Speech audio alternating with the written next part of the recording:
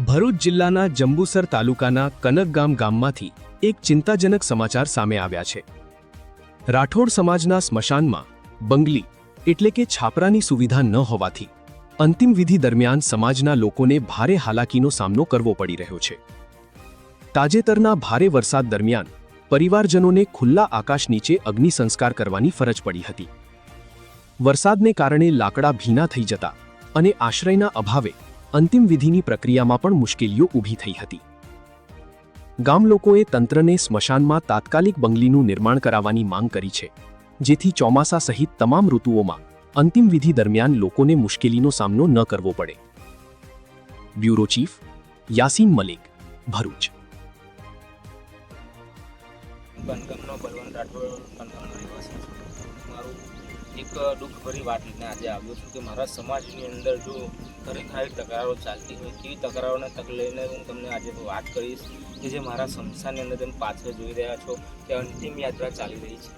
અંતિમ યાત્રાની હું એક જ વસ્તુ કહી રહ્યો છું કે કેવી વાત કે આજે હું બે હાથ જોડીને પંચાયતને, તાલુકા પંચાયતને કે સરપંચશ્રીને એક જ નિવેદન કરીશ કે અમારા ગામમાં કોઈ તકે કોઈક બંગલીની વ્યવસ્થા કરવામાં આવે, કે અમારા ગામમાં કોઈ બંગલી ના હોવા છતાં બી આ જે સ્મશાન યાત્રા છે ત્યારે વરસાદનો માહોલ છે। વરસાદની અંદર જો ખોડવું મુશ્કેલીનું કામ છે, ખોડવું કે ખોડીને મતોડું કાઢવું કોઈના હાથમાં છે નહીં।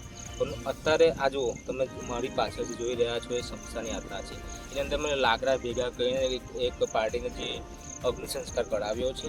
એની અંદર હું એવું કહેવા માગું છું કે સરપંચશ્રીને, કે અમારા ગામના તાલુકા પંચાયતને, કે અમારા ગામના જિલ્લા પંચાયતને હું એક જ વિનંતી કરીશ કે અમારા ગામમાં વહેલી તકે અમારા સ્મશાન રાઠોડવાસની અંદર, કનગામ રાઠોડવાસ નવી નગરીની અંદર અમારા સ્મશાનના અંદર એક બંગલી બનાવવામાં આવે।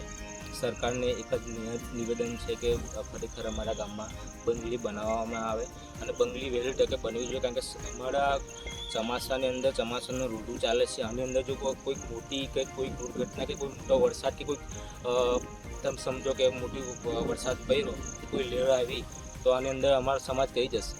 એની અંદર હું તમને એક જ બલવંત રાઠોડ જંબુસર કનગામ એક ભાવભર્યું વિનંતી કરું છું કે આ વહેલી તકે અમારું નિવેદન હું તમને પાઠવું છું કે બંગલી કનગામની અંદર રાઠોડવાસની અંદર બને।